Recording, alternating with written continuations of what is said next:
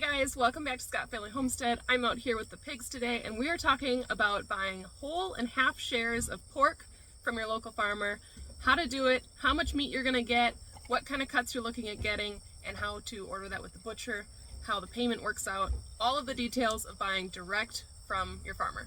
Before we get too deep into that, I want to just make a note for my local friends. If you're in north central Wisconsin, Azure has added a new drop in Phillips, Wisconsin. And so if you have been thinking about ordering from Azure and Wausau is a long drive for you, please consider looking at the Phillips, Wisconsin drop site. The orders are due on the 24th at 6 p.m. We would love if you would join us so we can make that drop happen. It's a lot closer for a lot of us, and especially those in the Northwoods that have been driving quite a way to get those groceries. If you're not familiar with Azure, or if you would like to join a drop, I will put the link. I am an affiliate with Azure, and I would really appreciate it if you used my link, set up an account, and made a purchase. I'll put all of that in the description. Okay, so let's talk pork. Buying direct from farmer is a great way to do it. If you're buying a whole or a half share, you're going to save a ton of money versus buying by the cut. Of course, keeping in mind that you are ordering something that is completely different quality than what you're buying in the grocery store. You are not going to be able to compare price to price in most cases on that. For example, we are raising pasture pigs. They are in the sunshine. They are on the grass. Getting a little low on the grass right now, but they have been on grass for the majority of the summer. They were born here on our farm, and they are going to be super nutrient dense pigs. The nice thing from buying from a farmer in a lot of cases is you get a resource. You can reach out to them and ask. I suppose not all producers are that way, but with us, you get a whole resource of a YouTube channel and a blog, and you can reach out to me anytime, messages. If you have any questions at all about our pigs or our pork or recipes or what we do with our pork, we've been doing this for a few years now, and so when you purchase from us, it also comes with a huge resource. And you're supporting a family farm, which is really important right now and helps us keep doing what we love, keep adding sustainable, healthy food into our communities. So find a farmer. A few ways to do this. If you are in Wisconsin, I highly suggest joining the Facebook group Farm Direct Wisconsin. There's also a Wisconsin Farm to Table Facebook group. Those are great ways to find producers who have shares available. And you might have something more local to you in your county that does something of that sort. But for sure, the Farm Direct Wisconsin and Wisconsin Farm to Table or your state may have something similar that you want to look for. Okay, I'm going to get more into the details of this, but we're going to talk about the very general process of ordering a share of a pig. So you are going to choose whether you want a whole or a half. That's generally as small as they go. With beef, you can oftentimes go with a quarter, but with the pork, you're going to choose a whole or a half share.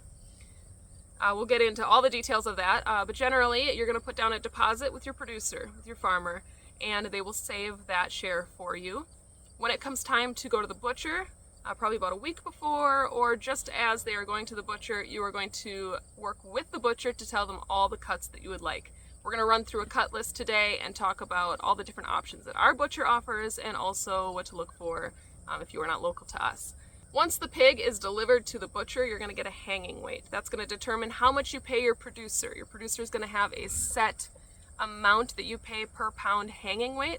Hanging weight is after slaughter, organs have been removed, but before they make any cuts. So it includes bones, fat, and all of that. You're going to pay per pound hanging weight to the farmer. And then based on what cuts you chose and how much processing you chose, you're going to pay the processing to the butcher. Now, some people offer a flat fee, a higher amount straight to the farmer, and it includes all the butchering. But generally, if you want to choose your cuts and get more things, more specialty products or smoked products, you're going to pay separately to the butcher. You pay that upon pickup and you are set to go. So let's talk about what you're getting when you purchase a pig, and let's get into the nitty-gritty of what kind of cuts you are able to choose from and what you're going to be bringing home when all is said and done. Buying a share of pork can be kind of intimidating because you don't know exactly how much meat you're going to get. I'm going to give you kind of just a rough estimate. So with our pastured pigs, we aim for a hanging weight of between 150 and 200 pounds per pig. So if you are getting a half share from us and the hanging weight is on that higher end, so about 100 pounds, then you would pay us $350. And if you're getting a whole share and it's on the higher end, that 200 pounds, you would be paying $700 to the farmer. A lot of our pigs run a little bit smaller because they are pasture raised and they are pasture breeds, so they don't grow as big as those pink pigs, the Yorkshires. We've raised Yorkshires in the past. They are awesome producers, but ours wouldn't even touch the grass. When we went to butcher her, she was in a full grassy field. Didn't dig it up, it was wild. It was very different than what we were expecting. Our pasture pigs here, you can see they dig like crazy. They eat the grass, they eat the roots, they eat the bugs. They love harvesting from the earth, and so they do end up eating less grain and putting on less weight. So we do have some on the smaller end available, and you can request a smaller one if you'd like. Those would end up being 150 pounds hanging weight or 75 pounds if you're going with a half. And that's more reasonable to fill the freezer sometimes for some people to get the smaller ones, and that is fine too. So we have various ranges of weights here, and we can work that out with our butcher depending on what size you're looking for. From that, you're going to end up about 75% of that hanging weight is going to end up final cuts. So if you are looking at a 200 pound hanging weight pig, you're going to get about 150 pounds of cuts. If you're doing a half share of that, it ends up being about 75 pounds of cuts. And if you're on the smaller end where the hanging weight is about 150, a whole share would be about 112 pounds, and a half share would be about 56 pounds. So if you're going on that smaller end and a half share, you're actually not purchasing a huge amount of meat, and that might be a good place to start. This past year, we did not grow any beef. We did grow turkey for our ground meat, but everything else we had was chicken and pork. And our family nearly went through 2 whole shares of pigs at that 150 pound weight, hanging weight. So about 300 pounds hanging weight for our family of 6.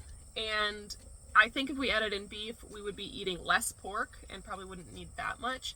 But we could definitely use a whole share of a pig, even in that 200 pound range for a family of our size.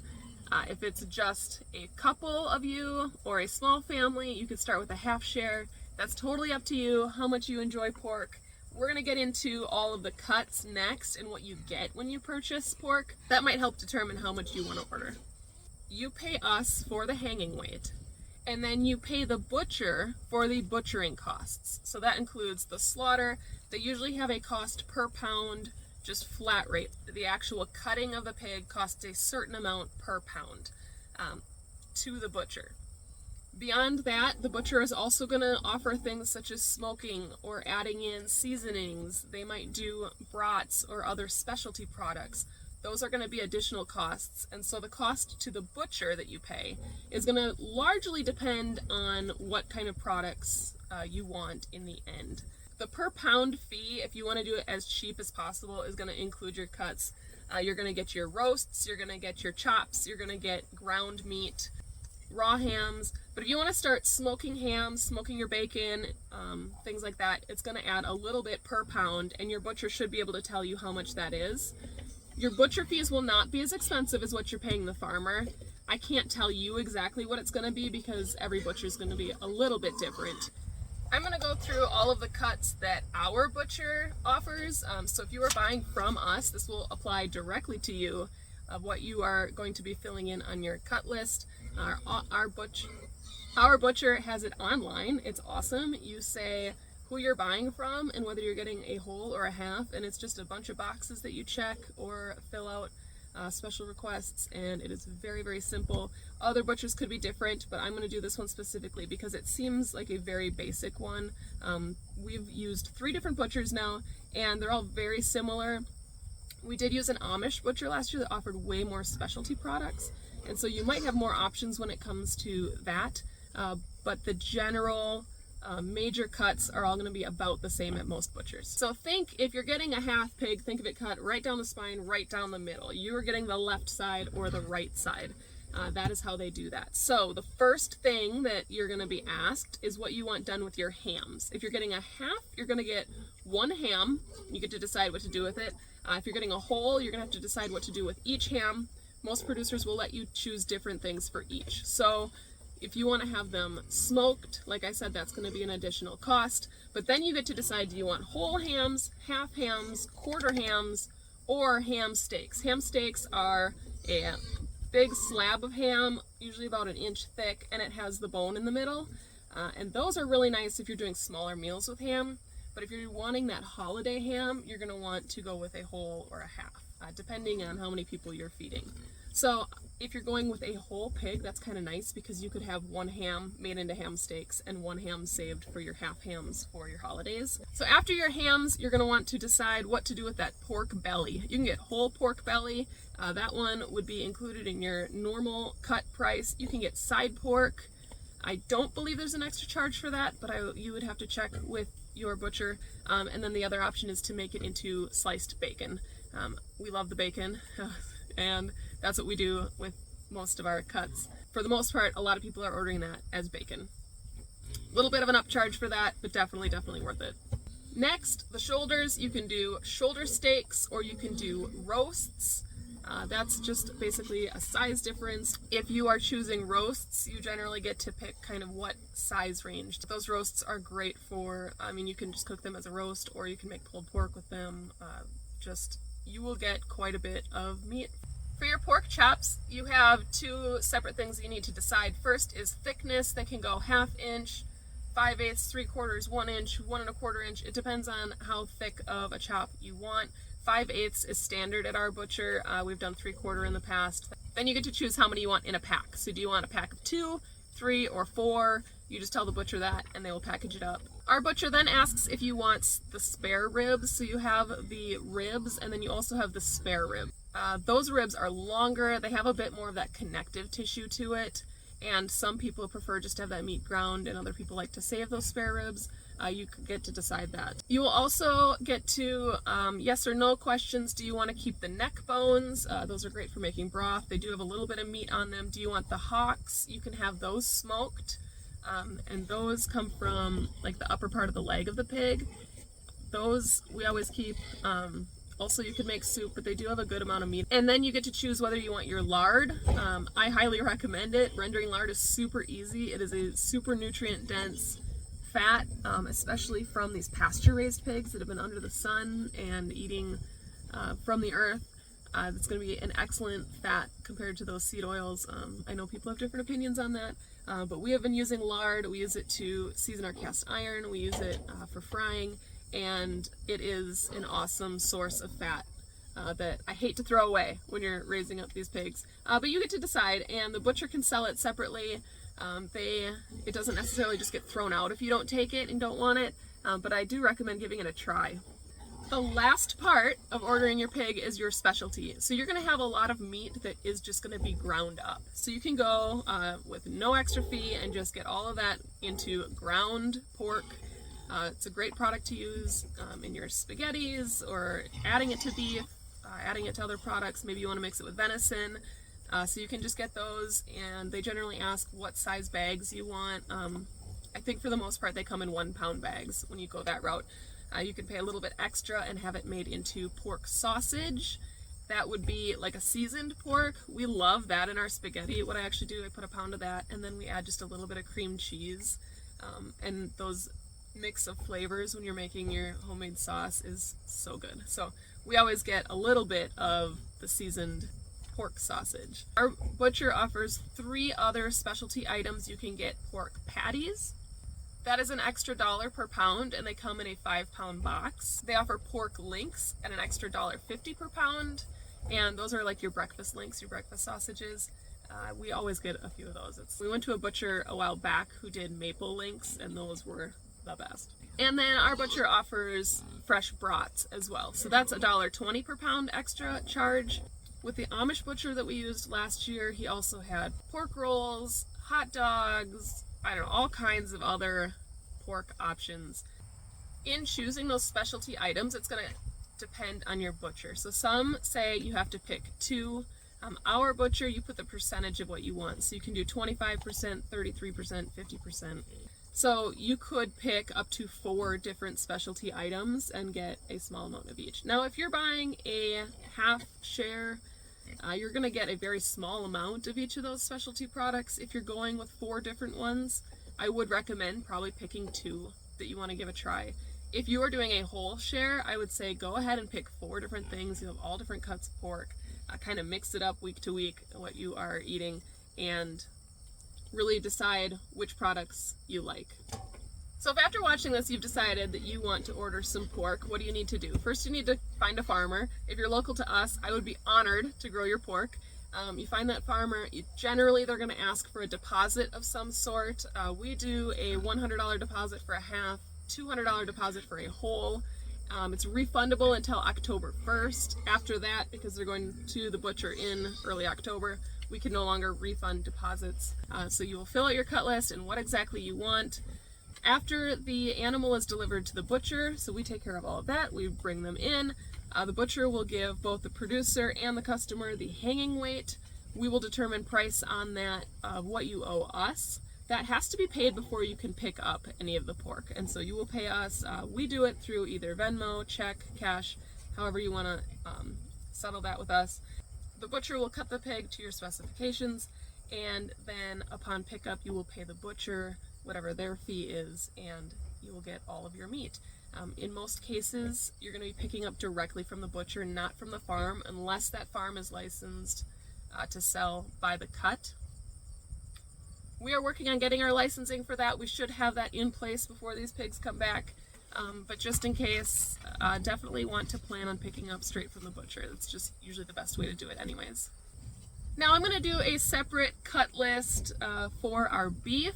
General cuts for beef coming up soon, because we do also have beef going to the butcher. But the general buying process is going to be the same. So you pay the farmer a deposit, you then pay them based on hanging weight, and then you will pay the butcher separately upon pickup, depending on what you chose. Buying directly from a farmer like this is going to give you the biggest bang for your buck. You're going to get an awesome quality meat at the best deal that they can offer. It's definitely worth it if you have the freezer space. I highly, highly recommend it.